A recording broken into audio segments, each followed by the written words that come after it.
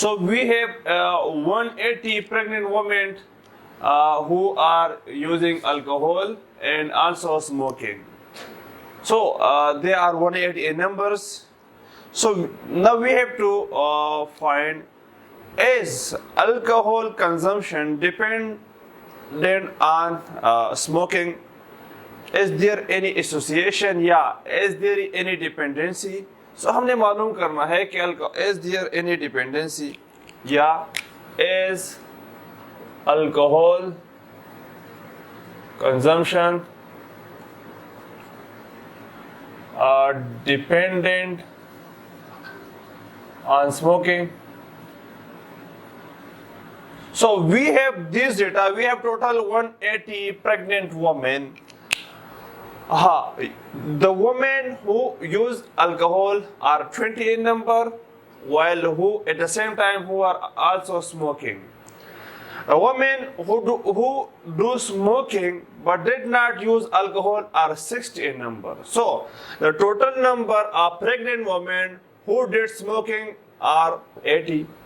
The total number of women who use alcohol is 60 in number. So we have 20 in common. The women who use alcohol and smoking are 20, and the women who did smoking but not use alcohol are 60. The total number is 80. The women who use alcohol but did not smoke are 40 in number.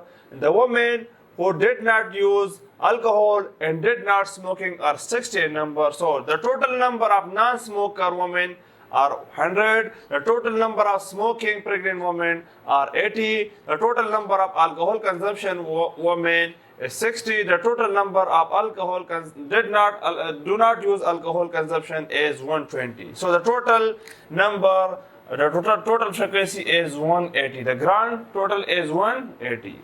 So we will apply, if we want to test dependency, we will use chi-square. The formula for chi-square is observed frequency minus expected frequency whole square divided by E. हमने observe frequency से expected frequency minus whole square और divide by expected frequency. So हमारे पास observe frequency ये है, हमारे पास क्या है, ऑब्जर्व फ्रीक्वेंसी है. ये दो हमारे पास कॉलम है, ये दो हमारे पास रो है. अब हमने इन ऑब्जर्व फ्रीक्वेंसी की एक्सपेक्टेड फ्रीक्वेंसी मालूम करनी है. तो एक्सपेक्टेड फ्रीक्वेंसी आप मालूम करेंगे इस ए के लिए. हमारे पास क्या है, ए है, ये हमारे पास क्या है, बी है, ये सी है और ये डी है. तो अगर हमने ए के लिए एक्सपेक्टेड फ्रीक्वेंसी मालूम करना है तो ए कौन से कॉलम में फॉल करता है, कॉलम 1 में. ए इज इक्वल टू कॉलम 1 और ए कौन से रो में फॉल करता है, रो 1 में. Multiply by row 1 divide by grand total.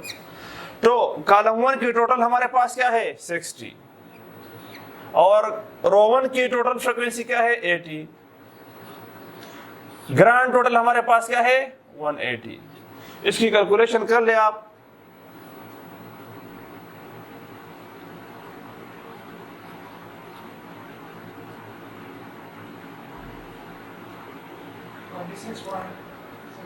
$26.66. तो यहां पर हम एक और टेबल बनाएंगे, हम बनाएंगे या यहां नजदीक बना लेते हैं.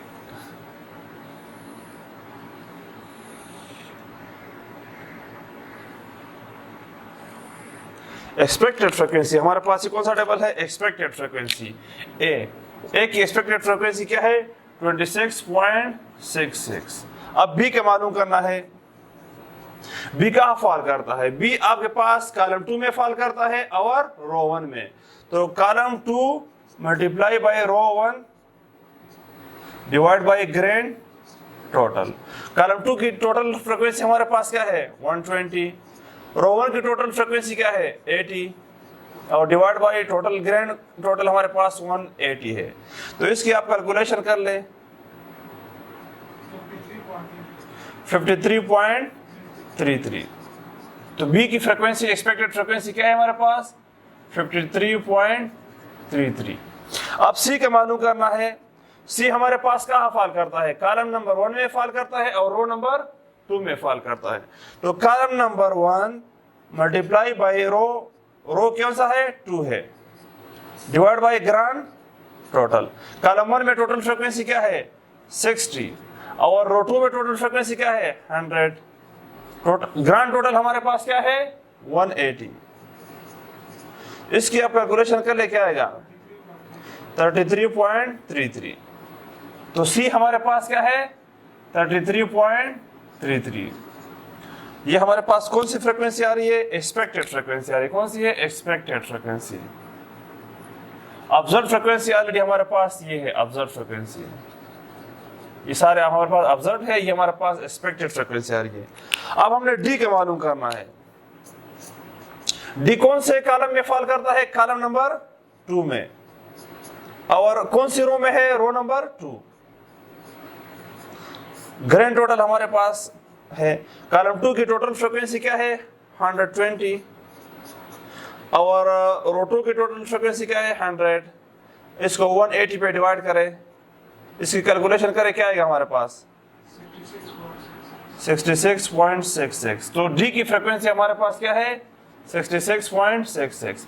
हमारे पास एक्सपेक्टेड फ्रीक्वेंसी भी आ गई, हमारे पास ऑब्जर्व फ्रीक्वेंसी पहले से मौजूद है। अब हमने ऑब्जर्व फ्रीक्वेंसी से क्या मालूम करना है? एक्सपेक्टेड को माइनस करना है। तो ऑब्जर्व फ्रीक्वेंसी से एक्सपेक्टेड को हम माइनस करेंगे तो हमने क्या करना है? O माइनस ई, O माइनस जी, हम O माइनस ई करेंगे, O माइनस ई। अच्छा, हमने O माइनस ई मालूम करना है सबसे पहले। तो ऑब्जर्व फ्रीक्वेंसी हमारे पास है 20, क्या है? 20। ऑब्जर्व फ्रीक्वेंसी ए का सबसे पहले हमने ए का मालूम करना है, ए, फिर बी, सी और डी। ए का ऑब्जर्व फ्रीक्वेंसी क्या है? 20 माइनस एक्सपेक्टेड फ्रीक्वेंसी ए का क्या है? 26.66। इसका क्या आएगा? -6.6। बी की ऑब्जर्व फ्रीक्वेंसी क्या है? 60 माइनस ऑब्जर्व फ्रीक्वेंसी क्या है? 53.33। क्या आएगा? 66 प्लस 6.66। सी की ऑब्जर्व फ्रीक्वेंसी क्या है? 40 और अब एक्सपेक्टेड फ्रीक्वेंसी क्या है? 33.33। 6.66 और डी की ऑब्जर्व फ्रीक्वेंसी क्या है? 60 और एक्सपेक्टेड फ्रीक्वेंसी क्या है? 66.66। इसका भी -6.66 आएगा। अब हमें O minus observe minus expected frequency मालूम हो गया। अब हमने O माइनस ई की होल स्क्वायर लेना है, O minus E whole square. तो O minus E whole square लेंगे तो हम इन सारी वैल्यू के क्या करेंगे? होल स्क्वायर लेंगे। अगर 6.66 की होल स्क्वायर लेंगे क्या आएगा हमारे पास? क्योंकि अगर माइनस की भी हम होल स्क्वायर लेंगे तो हमारे पास वैल्यू क्या आएगी? प्लस में आएगी। तो 6.66 की अगर हम होल स्क्वायर लेंगे 44.35 सेम वैल्यू आएंगे, क्योंकि सारे हमारे पास ये है 44.35, 44.35, 44.35। लेकिन यहाँ पर अच्छा, इसका फार्मूला सबमेशन आप O minus E whole square है। अब हमने O minus E whole square को ई पे डिवाइड करना है। क्या करना है? फिर हमें सबमेशन मालूम करना है। तो O माइनस ई हमारे पास ये है और एक्सपेक्टेड फ्रीक्वेंसी हमारे पास ये है। तो O minus E whole square divide by E. O minus E whole square हमारे पास क्या है? 44.35 और ई हमारे पास क्या है? ए का 26.66, 26.66। इसकी कैलकुलेशन करें। इस तरह हमारे पास सेकंड नंबर पर क्या है? 1.66। इस तरह आप O minus E whole square हमारे पास ये है बी का, और बी की एक्सपेक्टेड फ्रीक्वेंसी क्या है? 53.33। तो 44.35 डिवाइड बाई 53.33 क्या आएगा इसका 0.83। इस तरह हमारे पास O माइनस ई सी का भी होल स्क्वायर मालूम है और C की फ्रिक्वेंसी 33.33 इस पे डिवाइड करें तो 44.35 डिवाइड बाई 33.33, इसे क्या आएगा 44.35 डिवाइड बाई 1.33। अच्छा, हमारे पास D का 44.35 है और D की फ्रीक्वेंसी एक्सपेक्टेड क्या है 66.66, तो 44.35 डिवाइड बाई 66.66 इसकी 0.66। अब हमने सारी चीज़ हमारे पास O minus E whole square divide by E मालूम हो गया, क्या रहता है सब्मेशन। तो इन सारों को हमने क्या करना है ऐड करना है। O minus E whole square divide by E को हमने क्या करना है सब्मेशन करना है, इसकी सारे को ऐड करना है। इन सारों को आप ऐड कर ले, हमारे पास क्या आएगा 4.5 आएगा या 4.6 आएगा 4.48, तो एस मीन के 4.5 के बराबर है। अच्छा, हमारे पास ये कौन सी वैल्यू है कैलकुलेटेड वैल्यू है का स्क्वायर। अब हमने क्या मालूम करना है डिग्री ऑफ फ्रीडम मालूम करना है। का स्क्वायर के लिए डिग्री ऑफ फ्रीडम आप कैसे मालूम करेंगे, डिग्री ऑफ फ्रीडम क्या मालूम करेंगे, degree of freedom is equal to column minus 1 multiply row minus 1।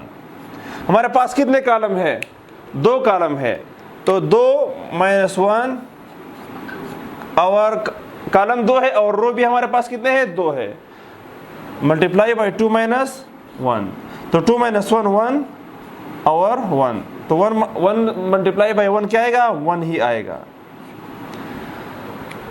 हमारे पास जो स्टेप 1 था हाइपोथेसिस क्या था कि there is the smoking and alcohol are not dependent on each other, और रिसर्च हाइपोथेसिस था कि they are dependent on each other.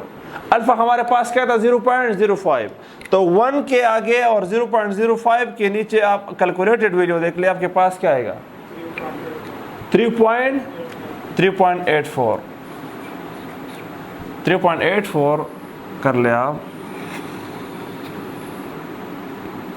3.84 कौन सी साइड पे आएगा प्लस 3.84 है, कौन सी साइड पे आएगा राइट साइड पे, तो ये 3 स्टैंडर्ड डिविएशन है, 3.84 कहाँ फाल करेंगे यहाँ पर।